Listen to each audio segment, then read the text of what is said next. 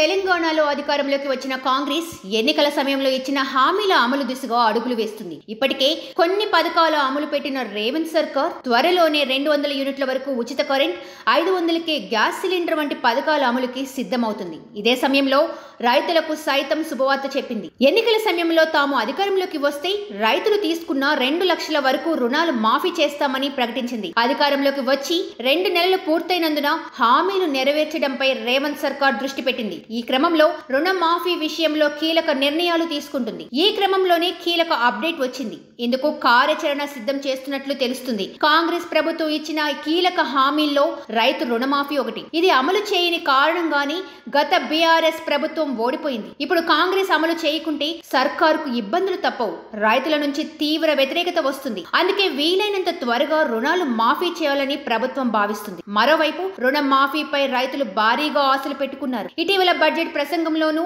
Deputy CM ఆర్థిక మంత్రి బట్టి విక్రమార్క కీలక వ్యాఖ్యలు చేశారు. త్వరలోనే రుణమాఫీ జరుగుతుందని ప్రకటించారు. ఈ క్రమంలో ధరణి కమిటీ సభ్యుడు కోదండరెడ్డి రైతు రుణమాఫీపై కీలక విషయాన్ని వెల్లడించారు. రైతులకు ఇచ్చిన మాటకు కాంగ్రెస్ ప్రభుత్వం కట్టుబడి ఉందని తెలిపారు. అధికారులు రైతుల రుణాల వివరాలు సేకరిస్తున్నారని చెప్పారు. పూర్తి సమాచారం సేకరించగానే రుణ మాఫీ జరుగుతుందని వెల్లడించారు. దీనిపై త్వరలోనే మరింత క్లారిటీ రానుంది.